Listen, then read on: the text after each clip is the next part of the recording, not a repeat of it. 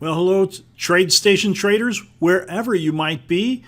Today we want to welcome you to our presentation, Trading Options in Today's Markets. It's a live trading event here at TradeStation, and our presenter today is Miss Sarah Potter from the SheCanTrade.com. Sarah Potter and her trades and analysis have been featured in Forbes.com, TradeStation, All Stars of Options, Traders Expo, and a number of other venues. She's the author of How You Can Trade Like a Pro, Breaking Into Options, Futures, Stocks, and ETFs. Her favorite way to trade includes swing trading and trading options, but she'll also trade futures, options on futures, ETFs, and stocks. She's well regarded as a trading and market expert. We're very happy to have her with us today in this live trading event. Remember that our presentation is for educational purposes only. All the symbols and all the trading ideas that we discuss here are for demonstration purposes. They are not recommendations. This presentation is not an offer or a solicitation of any kind in any jurisdiction where a TradeStation affiliate is not authorized to do business, including but not limited to Hong Kong and Japan. Recall that options or active trading may not be suitable for everyone. You have to know your own suitability levels, and options trading carries a high degree of risk and may not be suitable for all traders. Please take a look at the disclosure information in the PDF handouts we've made available in the chat panel and also on the TradeStation website. Please, having that out of the way, let me move on. Sarah Potter is with us, and I'm sharing her screen right now. Welcome, Sarah, to TradeStation. All right, thanks, Don. And thank you to everybody here today. I am very excited to be with all of you and to do some live trading together today. If anyone has any questions, please feel free to type it in the window. I am happy to answer any questions that you all might have. I am curious, though, before we get started, if people could just type in the chat window, are you a beginner trader? Or you been doing this for a long time? How would you rate yourself in terms of your level of expertise about options trading?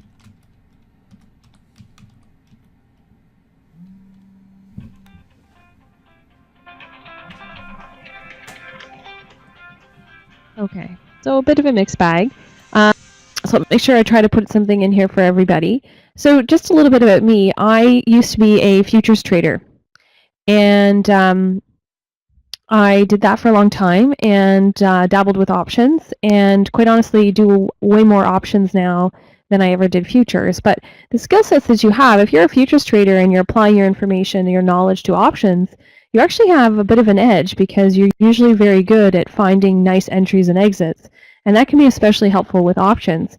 Remember, when you're trading with options, you need to get the direction right, but you also have to time that trade well. And there's a give and take with all that. It is nice that with options, you have the ability to decide how long you want to hold it, how much you want to pay for it. There's a lot of choices in there that can help limit your risk, increase your profit potential, but it also does mean you need to get that timing aspect right. So a lot of the skill sets you have as a futures trader is actually very helpful for options trading.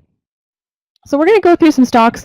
What you're seeing right now are my screens. This is exactly what I look at every day when I'm placing trades. You'll see it's fairly straightforward. I like to look at multiple time frames.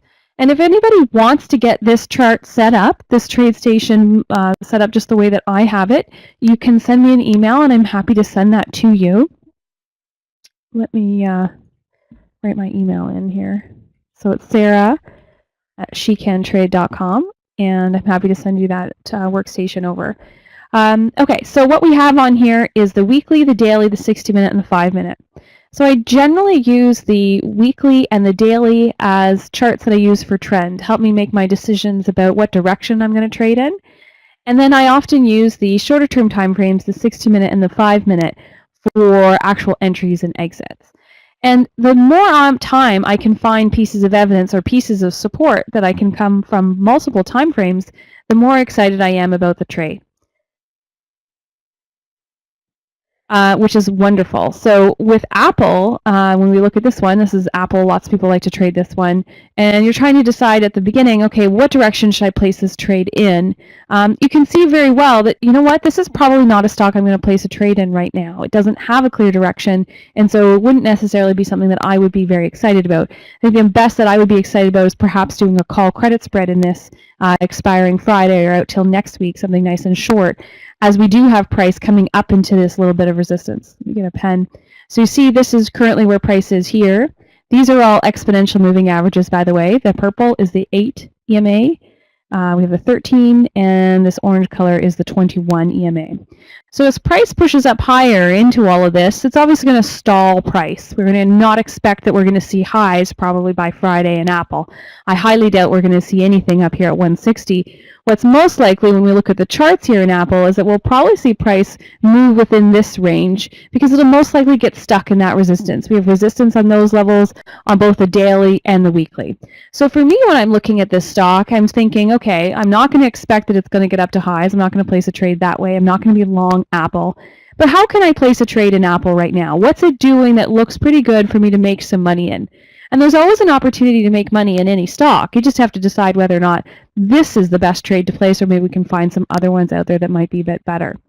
So I think what is a little interesting here in Apple is perhaps to sell a call credit spread.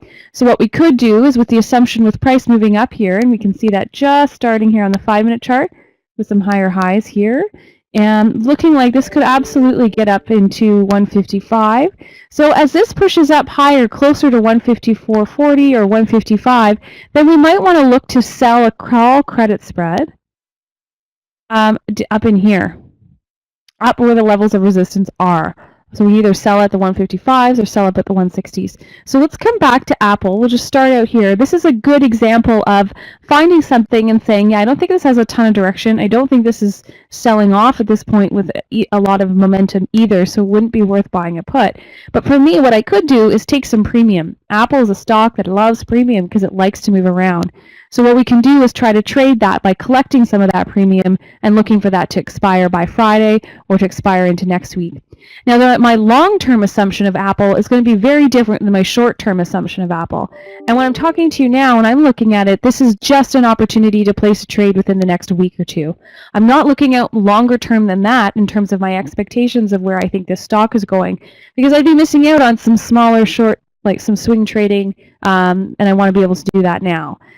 So that is Apple. Let's come back to it. And if we get price pushing up a little higher than it is now, we'll see whether we could do a call credit spread. If we do a call credit spread up here as well, and we also have price that actually moves lower, that's a bonus too. Credit spreads actually for beginners, I think, in my opinion, are actually the best strategy to place. And the reason why I think it's so great is because you can still get the trade wrong in terms of the direction of where you think something's moving, but you're still right on the trade, and that's really the ideal.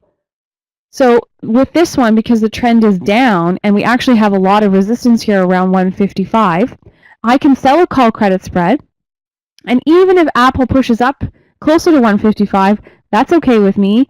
If Apple just hangs out in here and gets stuck between about 153 and 151, which is where there's support here, so if price just in Apple stays in here this week, that's okay. I would still be at a max profit trade.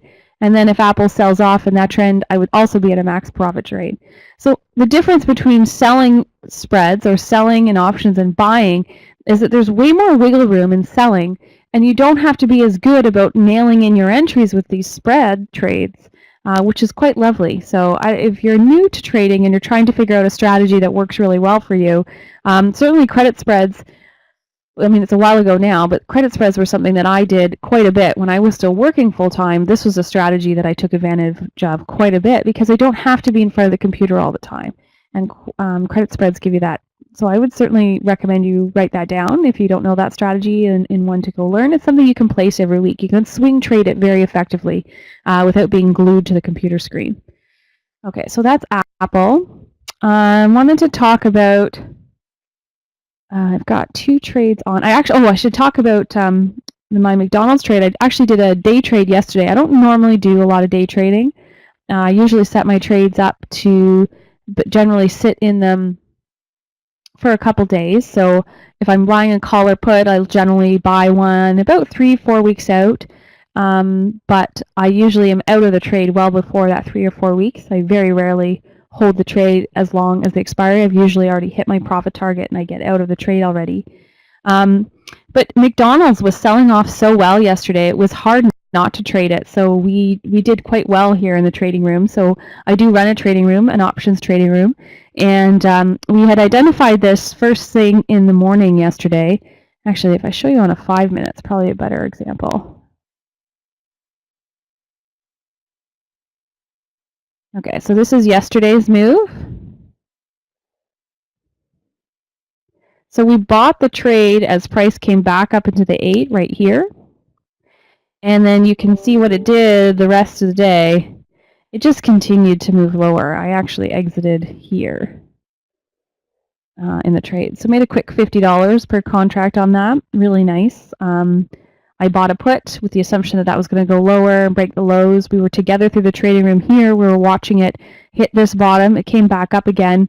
I was back in the room around 2:30, where we continued to see it then break that low, and it continued to move lower. So actually, a lot of the members did a lot better than I did on that trade, but that's okay. You can see what was happening here. Even though price was even coming back up into these levels of resistance, so price, these are all candlesticks bars, right? They'd all come up into resistance. Nothing was breaking through the resistance, and that can be a very tell sign for whether or not you should get out of a trade or not, right? So let's say I'm in a put or you're in a put, and you're watching the 5 minute chart, and you're trying to decide, okay, should I exit this trade now, or should I let it run to make some more money? What I always look for is whether or not the meats of the candlesticks, the big color parts, have changed directions. And what we can see in McDonald's is that price all the way had always stayed below the resistance. We always saw the candlesticks below. Every time price came up to the 8 EMA on a 5 minute chart, even in through here, we never saw a full bar above any of the resistance up here. It never happened. Once that does happen, which happened here the next day, to me, that's the exit. That's the stop. If you're not out of the trade already, this is where things have moved. And this is where you want to exit the trade. So this is what I'm always looking for. So every time that price came up, and it was pretty close here, if it comes up through any of the levels of resistance, meaning a full candlestick is above, so that's now creating support, then that's where I want to exit the trade. But this one ran down beautifully. We made a quick $50, so it was worthwhile getting out. Eduardo, let me give you the exact trade. In the trading room, I text out my trades as well. You get the text of the entries and the exits. So a lot of members use that to track how well we do, as well as to be able to trade them. Sometimes people don't, can't always get into the trading room because you're working, or you have another trading room and you just want some additional trades. So there's a lot of people that just use my texting service. So I bought the 155 McDonald's put for $1.60. And I used an expiry of October 6th. And then I closed the trade at 2:02, and I closed that McDonald's 155 put expiring October 6th for $2.10. And that was a $50 profit in about 2 hours. So we'd set the trade up. I really just wanted to take advantage of some of that momentum, especially when I buy puts. I generally don't hold puts very long. If you can do a day trade, I'd rather place a day trade in something that's moving lower than higher. Because generally, if you pick up something where price already has some momentum, is already moving lower, it can actually be a better place to place the trade. Yes, Walter, I have a lot of TradeStation clients that are members of the trading room, and they're either part of the live trading room because they want to see me trade and hear all the explanation. We do a lot of learning as well, or you can do just the texting service. So if you already have a different room, or you have to work full time and you just want to get the text on your phone, I offer that service as well. And then just for everybody who's a beginner, I actually have my Master's of Education, 10 years as a learning consultant. So when it comes to explaining stocks and trades, I'm very good at it. And that's really what I'm most known for, is high consistent trades for people who don't want things that are overly complicated, because complicated doesn't mean better for trading. I mean, I've proved that hands down year after year, that you don't need to have complicated option strategies to do well in the market. And in fact, the simpler, the more straightforward the trades, generally those are the best ones. And if you spend so much time trying to throw tweaking, like adjusting and rolling to trades that don't work from the first place, sometimes what you're really doing is just throwing away money. And there's a tough balance of knowing with options, when should you really adjust or roll a trade that's not working, and when should you actually just get out? If you think about it like a Band-Aid, sometimes you got to pull that Band-Aid off fast, and it's more beneficial to spend time on trades that do work than to focus too much energy on trades that don't. So we spend a lot of time focused up front on getting it right from the beginning. I adjust and roll very, very few trades because I'm very good at the entries, and everyone in the trading room generally actually does better than I do, just because that's how we trade. I think that we all need to, everybody can make money in the market. It doesn't need to be just me, and I do the trading room so that everybody can do well. We are a group and a collective and a community, as opposed to me just doing it by myself, because I could do it by myself. But I love chatting with people, so that's my favorite part. Okay, so this is one example. We just placed this trade yesterday in McDonald's. Another one when I just got in here was Expedia. I did this one this morning. So I have an iron condor in Expedia. So when you sell iron condors, you will basically, for me, I want to look for a stock that I think is moving sideways and that I think is going to float around a little bit. And what I'm doing is taking advantage of the increased implied volatility, of the fact that the price of the stock has been moving around in a range, and trying to trade outside of that range. So when I look here at Expedia, get them a pen. On a daily chart, this has been sitting in this range for a little bit, between 146 and 142. Now, on a 60-minute chart, this stock looks like it has strength today, right? So you can see this V here, and that we're coming up to 146. And this is where I said I thought price was going to go today, that we'd see price up at 146. And that's exactly what's happening now.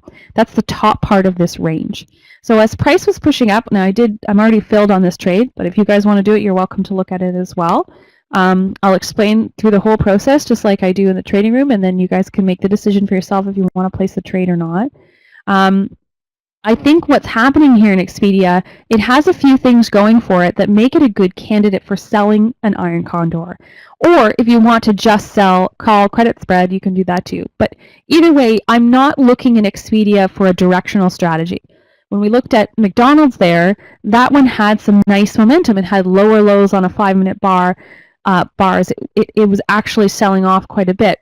If we look here at Expedia, yes, today there's absolutely strength. This is so true. But all it's done in Expedia was come up to the range this week, come back down to the bottom of the range, come back up to the bottom of the range, and come back down.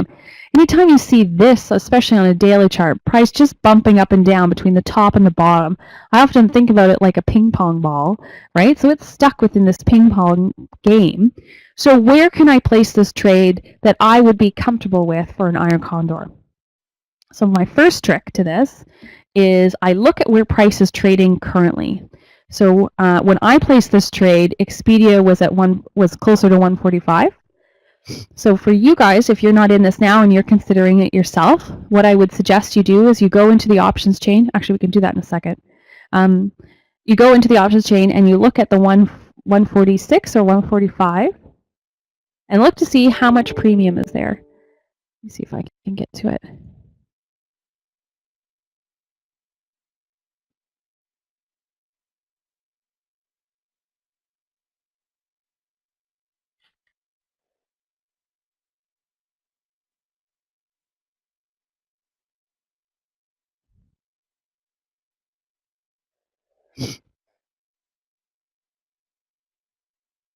Okay, so it doesn't matter right now. I'm not going to place the trade just yet because you guys know I've already placed it. But if you guys want to do it, you're welcome to. But let's talk it through, just like we did in the room. So the first thing I'm going to go and do is look and see what is price trading at. It's closest to 145 or 146.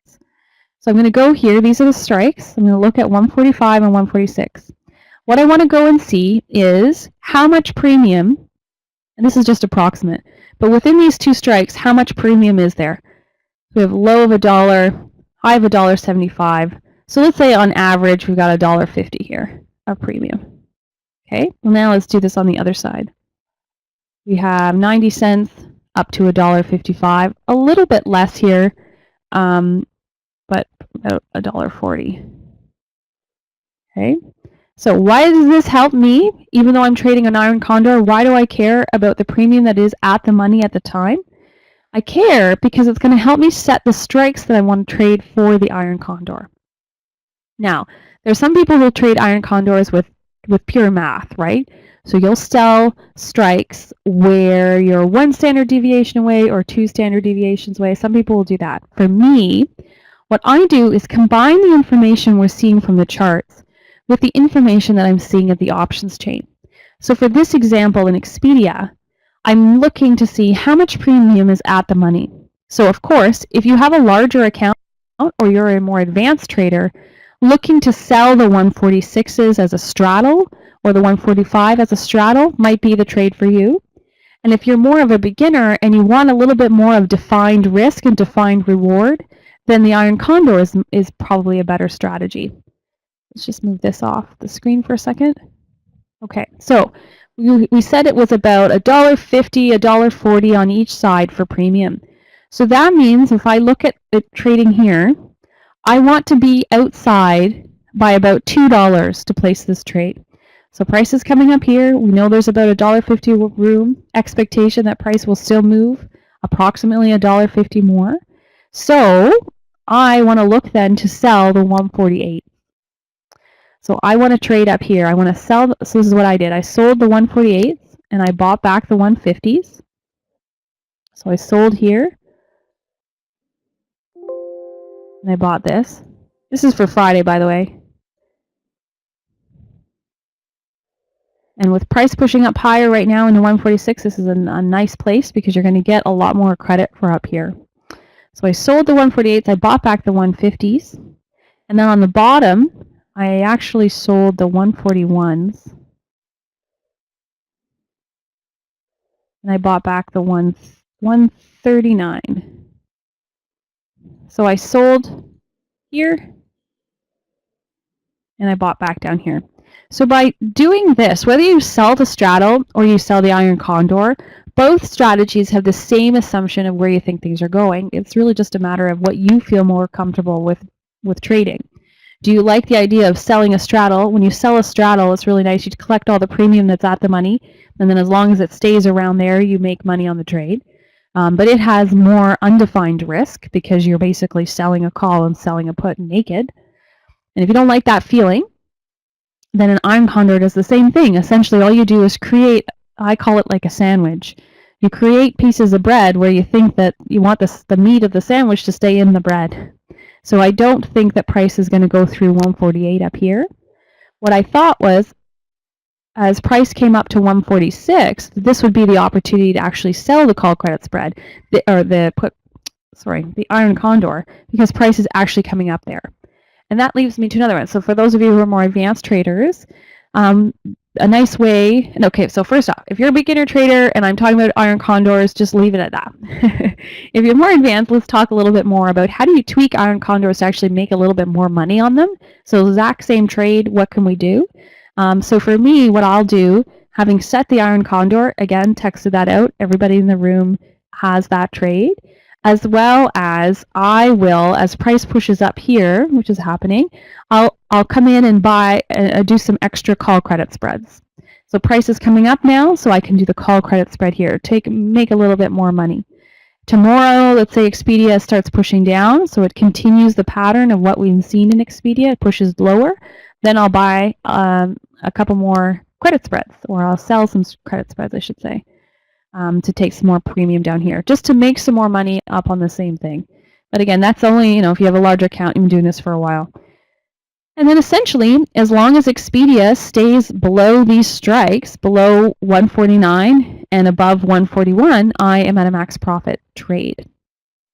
So I first started getting in the trade. Let me check my text.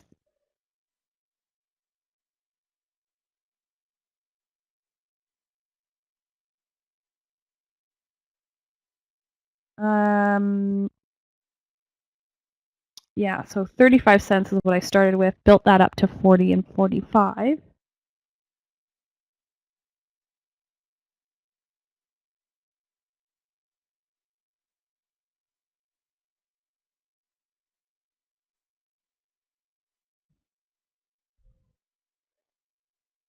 Yeah, so 35 cents up to 40 cents, 45 cents. Now that this is coming up a bit higher, you can probably do a bit of a credit spread here. And all of this is to expire Friday. So within the trade, and with any trade you place, I think if I can pass on one tip to everybody that I think is the most crucial piece, and just remember, I'm just a trader, just like everybody else. I've just been doing this a long time, and I am pretty good at it. But with options, because you have so much time, any opportunity to pick, is it really worth going out an extra week? Yes or no? When you're selling, it doesn't always make sense to go out further to collect more premium, because you have to remember how an option is priced and where the most accelerated decrease of the option is going to occur. So if I trade a spread that expires on Friday and today is Wednesday, I only have risk in that trade for 2 days. I have risk in a trade for a very short period of time, and I have the benefit of knowing that an option will accelerate its premium decay as it moves to Friday. So if we know that about options, and we're looking to trade credit spreads particular, why not have those two things should be in your advantage, I think. You should put that in your pocket as things to help you with. So I can place a trade in Expedia and go out another 2 weeks, but I'm not necessarily going to make the same amount. I might be sitting in the trade, opening myself up to risk in more days without actually seeing any benefit to sitting there.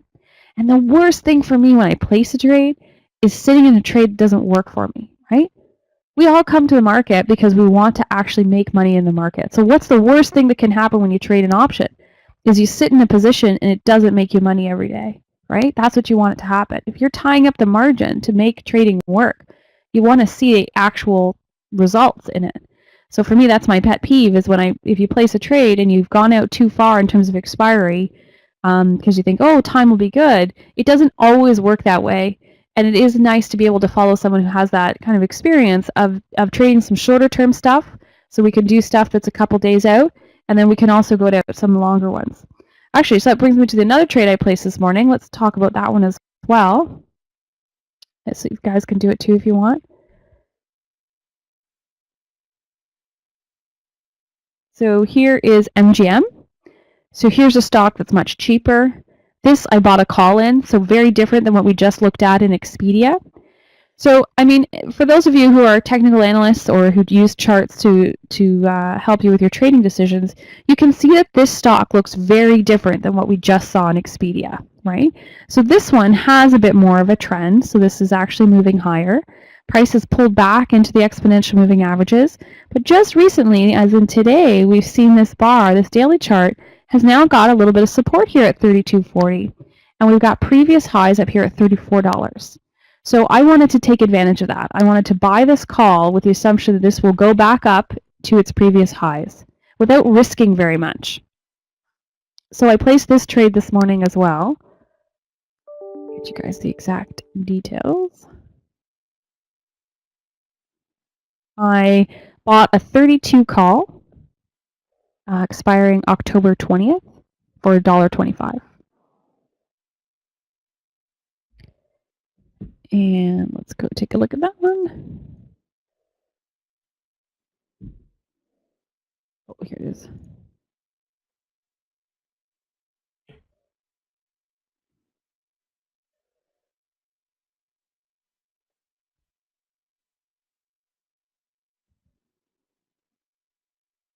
So this one we went right out to the monthly.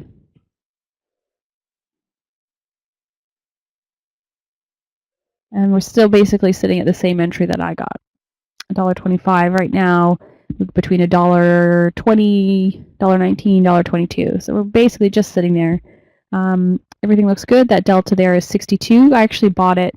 Delta had been a little bit lower when I got it. You see the open interest here, the volume. This is a lot of our trading room this morning that's come in with this. I think when we first started trading MGM this morning, the volume was 1. at the 32 strike, and now volume is up to 193. So definitely have the influence there of the trading room as well, right? We're quite a large trading room. We've grown quite a bit over the years. I think about it, it's amazing, and it's just because we've done pretty well. I mean, all the trades that we placed last week, we are out of for profit. So been on quite a winning streak lately, actually. And those are the only positions I have on right now because we've been out of all of them so quickly. Yeah, last week did LLY, Facebook, MO, UA, FedEx, and yeah, huge one there in JP Morgan, BBY, NVDA. It's funny, I could just scroll down, right? That's a nice thing about the text alerts is you can just look at all of them and you can see that over the last 2 weeks, actually every single one of the trade we placed, even though we even set up some of them to sit in them from a couple weeks, I've just been nailing the entries so well, so got lots. Amy, we've got about 250 people in the room that are members. I mean, that number will fluctuate, but that's pretty consistent number. Yeah, it is cool. It's a great group of people, honestly. Everybody's really nice and really helpful, and that's something that's really important to me too. If you're not nice, you're not allowed in. You got to be helpful. We trade. I place trades Tuesday to Friday, so there's no Monday trading. Now, I still get out of trades for profit on Monday, and like this last Monday, I still texted out the exit for the trade. So for JP Morgan, we made $101 per contract on that, and that trade was over 3 days, and so we got out of that for $101 of profit per contract. So I texted that out on Monday. So I'll still text things out. I just don't do them. And the reason why, if people ask, well, why don't you trade on Monday? One, my results will be the exact same whether I trade Monday or whether I trade Tuesday to Friday. Two, I place trades because I want to have the flexibility of being able to have a long weekend every weekend. I mean, that's why we're doing all of this, right? So we can enjoy our lives and enjoy spending our money and doing the things that we love. So I definitely, we made the decision that I wasn't going to place trades on Monday, and you don't really need to. Also, if you think about what weekly options are, and again, how they're priced, it makes more sense to use the advantages of what they are. And it doesn't always necessarily make sense to place trades on Monday. So yeah, Tuesday to Friday, we have a morning session. We open at 9:30, and we end about 3 o'clock. So there's myself and one other person. We both trade very similarly, but it's nice, I think, to have two people's perspective. But I do a morning session and an afternoon session, and then whenever things pop up, I certainly text those out as well. All of the trading room is recorded too, so if you can't make it during the day or you miss it, you just want to watch the recording, you get that as well. Contract size, Robert? So it all depends for contract size. I don't have a firm rule. I don't know if you guys have firm rules who say, I'm going to trade always 5 contracts or 10 contracts. Let's talk about that a little bit. I hope that's helpful to talk about that. It's hard to make a decision about how many contracts to trade. And my best advice to all of that is, first off, when you're testing out anything, you want to be in the market for the long-term game, right? Don't place trades looking for needles in the haystacks or thinking you're going to make $1 million tomorrow. I mean, that's not how this works. So testing out any strategy, I think, should be done with just one contract. I know that that's not glamorous, but being around for the long term and doing well is really the key here, right? So anytime you're testing out any new strategy, for me too, I'll just stick at one contract. I like to build up my positions for me, so I will start with one and then build up a position as there's more credit or as more things firm up for the trade. And so sometimes that contract size will range. It'll go up to 10 or 15. But it's an individual decision that I think everybody needs to make, because that is going to be so personalized based on how much money you have in your account, how long you've been trading, what your outlook is for that. I mean, I think that's really a hard thing for me to say, oh yeah, I do 10, so you guys should do 10. Really, I think it's all about what is the year after and how long you've been doing it. The other thing I do is it all depends on how much evidence I can gather in the trade. So let's walk through MGM.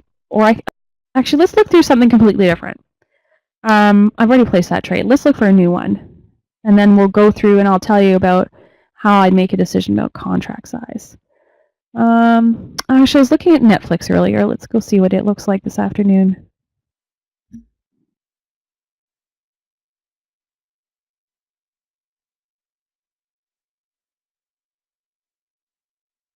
Okay. So here's Netflix. Where's the marker? Here we go.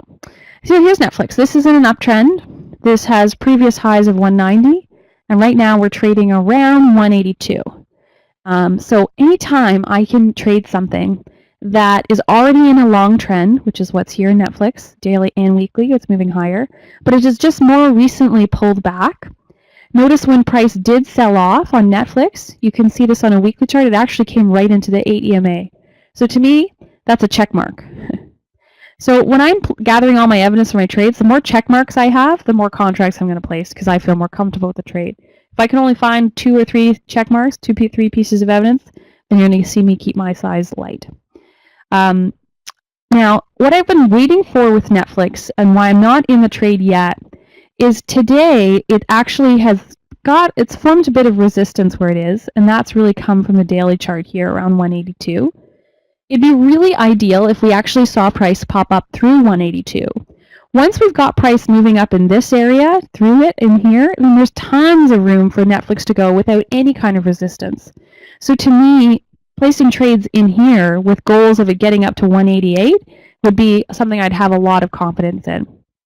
So the other thing I haven't really talked about is my foundations indicator, which by the way is available in the App Store, the TradeStation Trading App Store. You can have it on your watch list. You can also trial it for 1 week. I would recommend you trial it. And what it does is it's a good indication to help you with when you should trade it, a stock.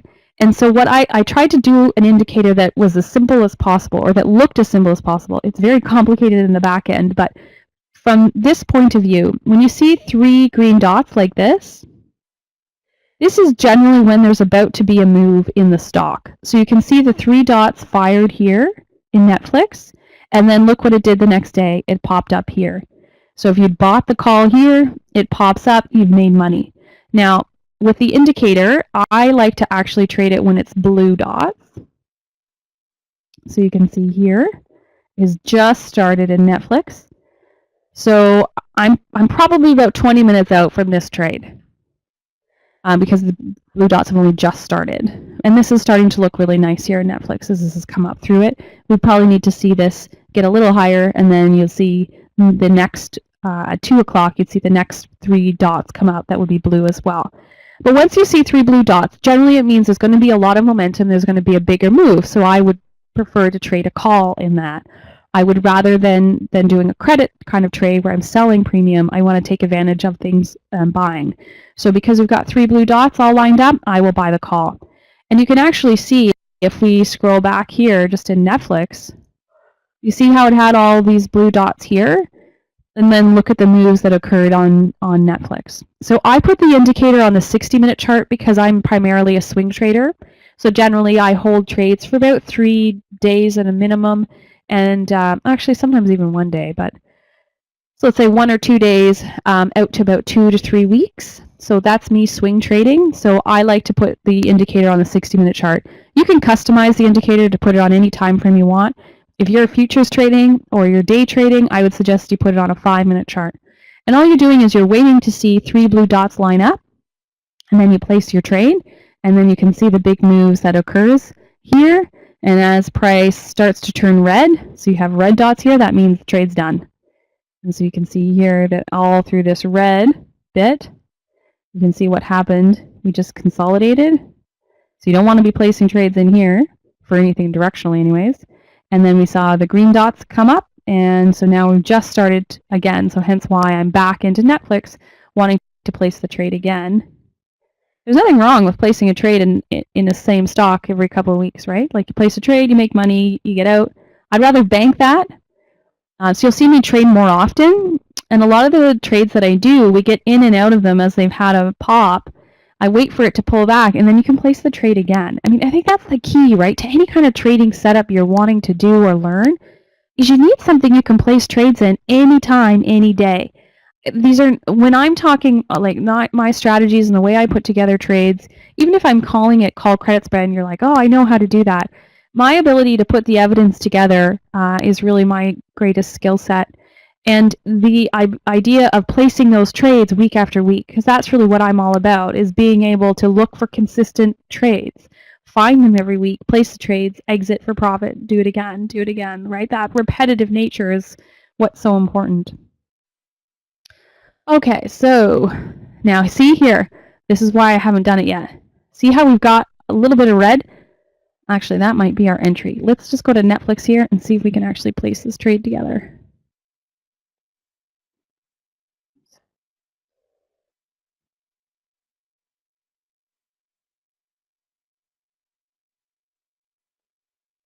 Okay, all right, so let's spend some time here in the options chain together. So this is the other half of it. So I spent a lot of time in charts. I will use charts to help me decide what I want to trade, when I want to trade it. And then I'm going to go make my decision about what to actually trade and what strike to pick and how long to hold the trade. All that information for me is going to come from the options chain. So I know I spend a lot of time on technical analysis and how charts move, but I think if you're not paying attention to how to read the options chain or how that's moving, you're missing a huge side of trades. And this can actually be, the options chain can actually be reasons to stay out of bad trades from the beginning. Even though the charts might look good, the options chain at the time might not look as great, so you don't necessarily want to place the trade at the time. Okay, so let's start with this week. We'll come back to this one. So this is my options chain. We are right now trading at 180, close to 182.50. All right, so the 182.50 at this point in time on the call side, we have a delta of 46 and price trading around $1.40. So I'm looking for high levels of open interest. So it looks like we've got a bunch at 185, 190 for this week.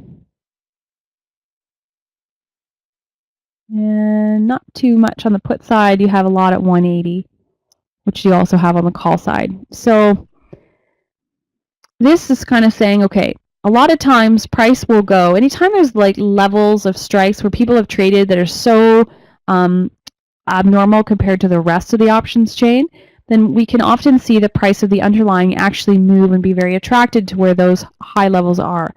You're not going to see the impact as much when all the open interest is actually spread out quite evenly. It's only when you find numbers that are way out of whack. So right now, I mean, there are higher numbers here at 185, 190, but nothing too crazy. And the 185, 190 would only help support my trade, right? If we have a ton of open interest, there also seems to be some good volume here that's in at 185 for this week.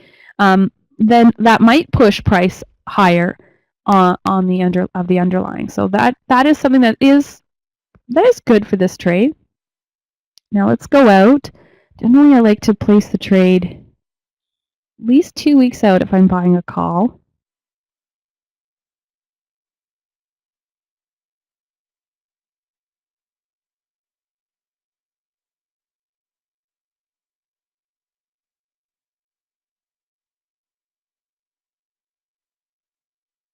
Okay, so we have a 180 strike. I can buy that for about $5. I can buy the 177 halves for about about $7. Yeah, it's about $5 or $7.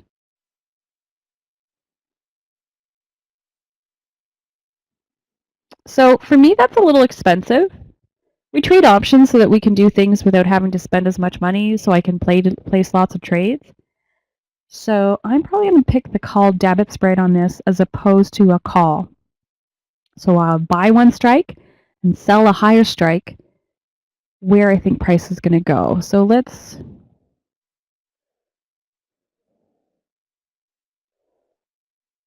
go back here. Where do we think Netflix is going?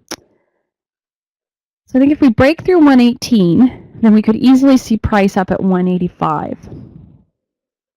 So what if I bought the 180s and I sold the 185s?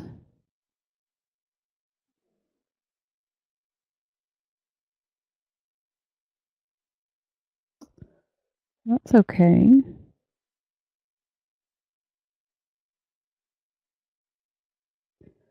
Okay, so got $3. So the question is then, I like that. I like the buy the 180s, sell the 185s. So the assumption is that Netflix will come up to 185. Doing it on the monthly, so the October 20th, giving myself a couple weeks, giving this time to do it. Now what we don't have though is what we can see here on a 5-minute chart. Price is yet to break through this resistance, which it's had trouble with for the last couple of hours. So I can't enter the trade yet.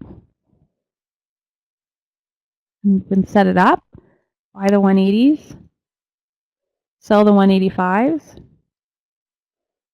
But I need to see price, big part of this candlestick, above this 182.20. Let's see where the next bar opens. I think we've got about 20 seconds on this. Let's see if this will come up above here.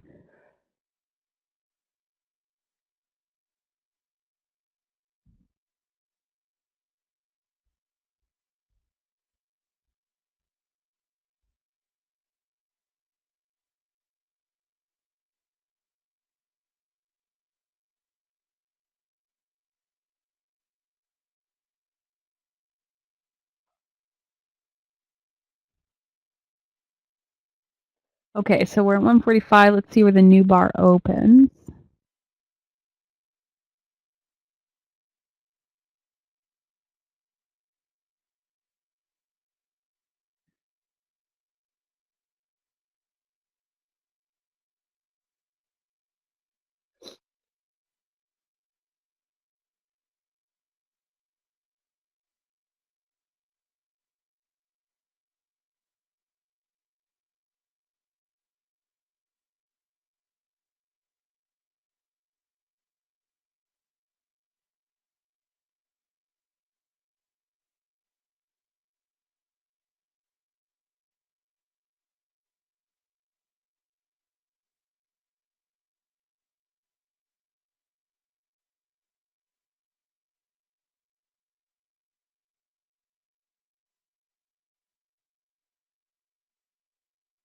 Okay.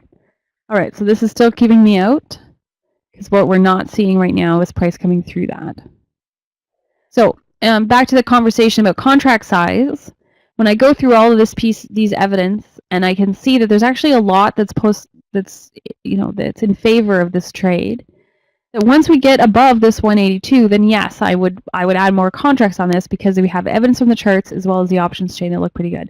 Now, if you find an abnormally high number, so if I want to buy the 180, 185, and you see a ton of open interest up at like 187.5 or 190, then I definitely want to be all over that trade. But one more piece about contract size too. When everyone's trading though, if you're testing a strategy, start with one.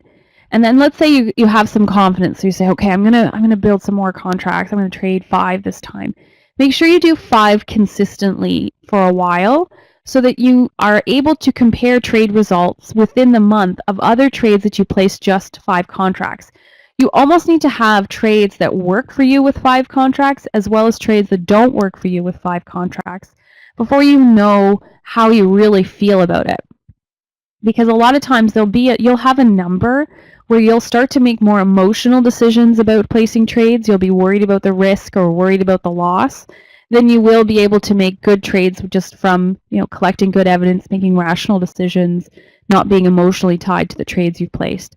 And if you notice yourself when you're placing trades with contracts and you're getting very nervous or anxious, especially if you're in a trade that isn't doing well one day, then you know that contract size is probably too high for you. Bring it down one or a couple until you feel comfortable again and then build it back up again. But make sure you give yourself enough time to really test how you feel with 1 or 2 or a couple more contracts when you're adding on. Okay, well that's Netflix. Let's go see if we can find something else together then. And by the way, if you want my watch list for TradeStation, you'll see all the stocks that I trade all the time too.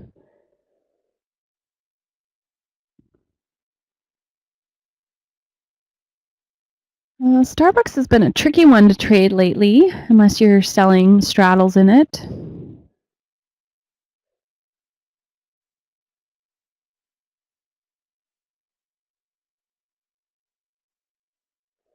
Oh, Trip was one we were looking at too.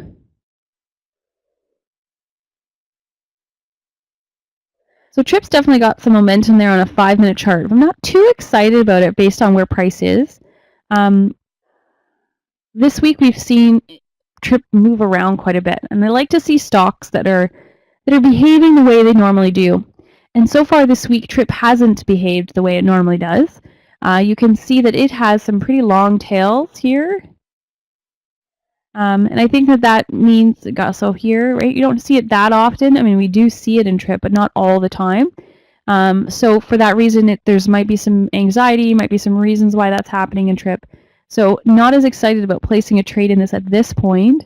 Things would have to get up a bit higher than where it is now. Once we get through here, up at $43, as Trip gets to 43, then I'd be very excited about trading that long. Right now, it's just got levels of resistance after levels of resistance with a stock that's basically slow moving. The average to range just over 1. So I'm not going to be too excited about thinking that that's taking off to $45 or going all the way up to 50. This might even be a stock you want to look to sell a naked put in, right? You can just sell at strikes where you think it's not going. Even sell the 41s. What does that look like? Now, of course, with selling puts, depending on your comfort level and how long you've been trading, remember when you sell a put, it's fine when they work, but when those don't work, they really don't work. So just be careful with them. Or I only sell puts in stocks that I'm happy to own the stock. If it doesn't work, then I'll take ownership. I'll take assignment on the stock.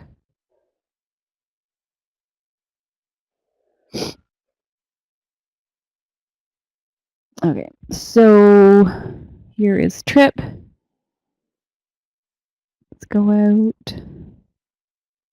Well, let's compare out 2 weeks to the monthly on this, with us trading up close to 42.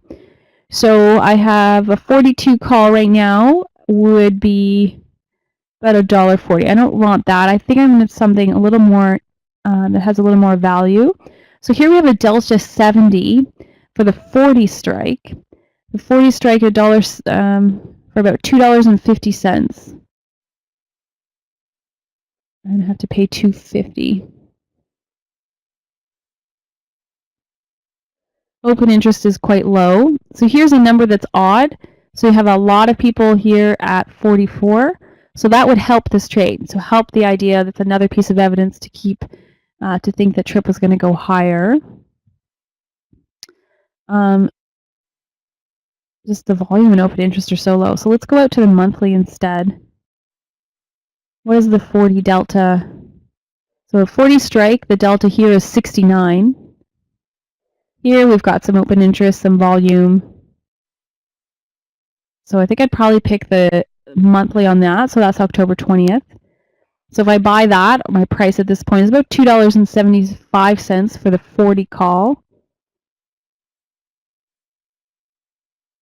What does that look like on the charts?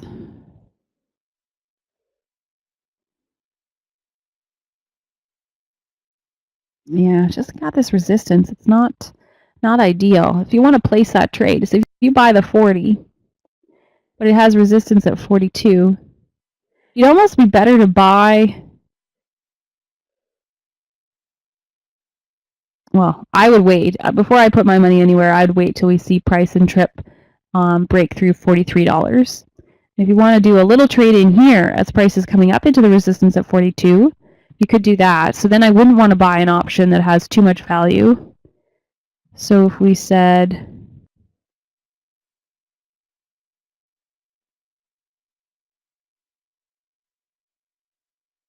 the 42s, then if I bought where you think price is going up to 42, that'll be about $1.60 delta 52.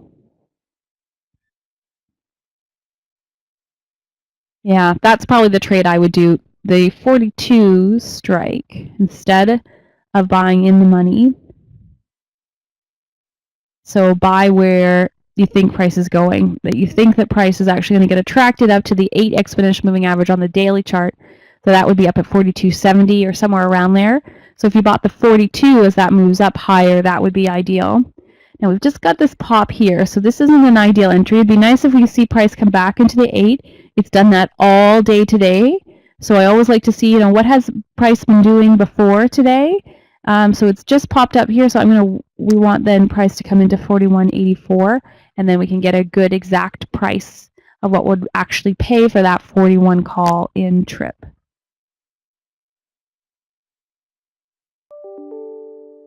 And that trade, this is a call. I've talked to you about 2 different trades here in TRIP.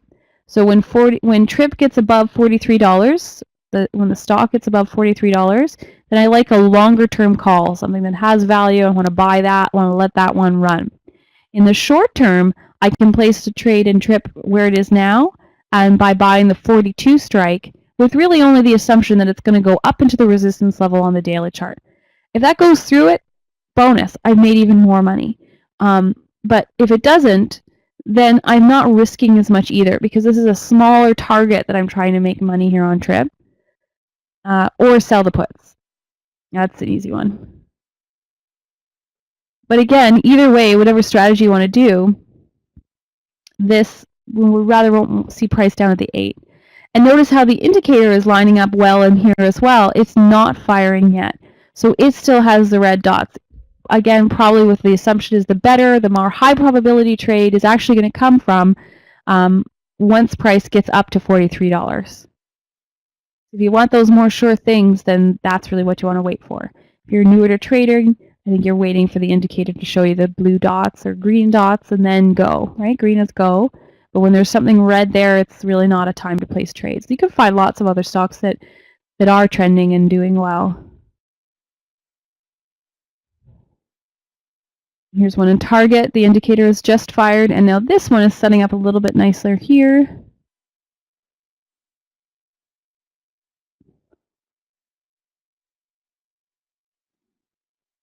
Pepsi for the put. I don't have to always trade long. I already talked to you guys about McDonald's, the put I placed here. Pepsi, this thing just seems to be selling off. It hasn't really found a bottom yet. We got the indicator going green, so there's probably still a move here in Pepsi to the downside. I'd like to just be able to give you guys a bunch of trade ideas. No, Microsoft doesn't look good yet.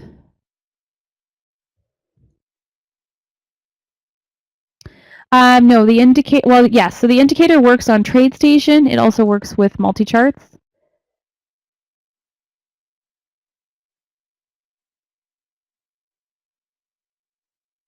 You can send me an email, Amy, if you have questions about it. But ideally, it's designed well for TradeStation.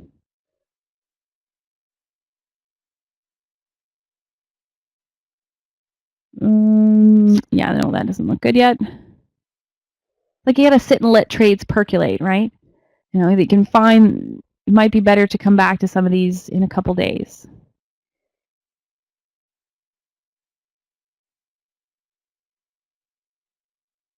FedEx we just got out of. Yeah, that still looks like that's gapped up, so that has to come back. Facebook we just traded as well. No, that's not really got enough room to place it. For Facebook, that's not enough room for a trade.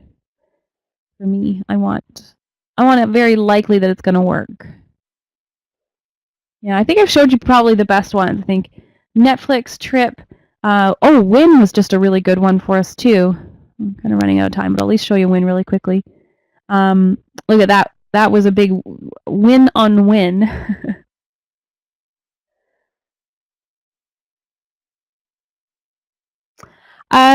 John, that's a good question about earnings. So I probably trade earnings a little differently than a lot of people do. I find that earnings is really a 50-50 shot. You're really just throwing out some darts at a target and hoping that it works. I mean, really, it's either going to be up or down on earnings, and it's very hard to figure out what direction that is going to go based on how that happens. I think you're guessing.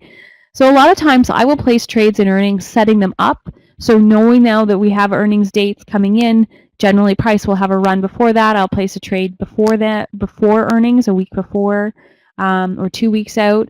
I love to trade it just afterwards. There's still money to be made there after earnings announcements. But I'm not the kind of trader that, on the 3 o'clock, the day before the earnings announcement is about to happen, that I jump in trades. I don't do that. because some of them are going to work really well and others aren't. My strategy to the market is much more focused on being consistent and being right than a lot of the flash of what earnings can be. Earnings can work really well sometimes, and then other times they don't. That's not to say that I don't ever do it. I mean, I still will place. Usually, I'll have at least one earnings trade not even one. I got a handful, I'd say. Each earnings season, I probably put a handful of earnings trades on for fun. And I'll tell everybody in the room too, right? Certainly, I'll explain that, like what do I think are bread and butter trades, and sometimes it's just fun to risk your latte money to see whether or not, you can turn your latte money into wine bottles, that kind of stuff. Does anyone else have any other questions? I think we've got just a couple minutes left.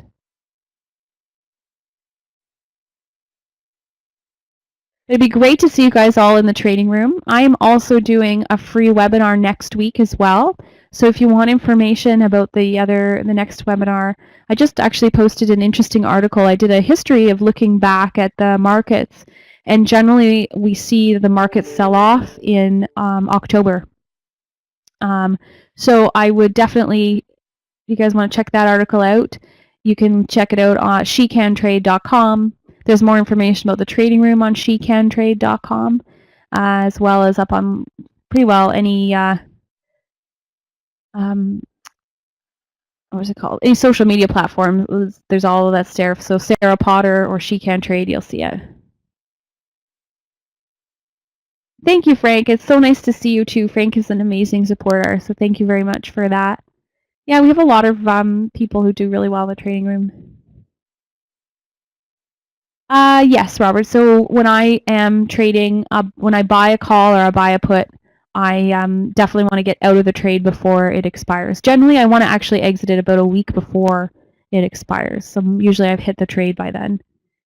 And if I don't, I mean, I will text out win losers too. You got to do that, right? We're very transparent. Yeah, so come check us out. We can do the trading room. You get a 14-day trial for $7, and you get access to everything, and you'll see what we're all about. For trading options. We also do some day trades on Fridays too. But yeah, I'd love to see you guys there. Have a great day, everybody. I hope that was very helpful for you and just sharing a lot of the trades and what I'm looking at. And hopefully we'll be in Netflix soon. Thanks, Amy. So Walter, it's shecantrade.com. Let me type it in. And honestly, come check us out. And I think you'll be very pleased with our room. All right, thanks, Don, and thanks to TradeStation. I'm going to hand it back over to him, and I hopefully will see you guys all in the trading room tomorrow. Take care, everybody. Bye-bye.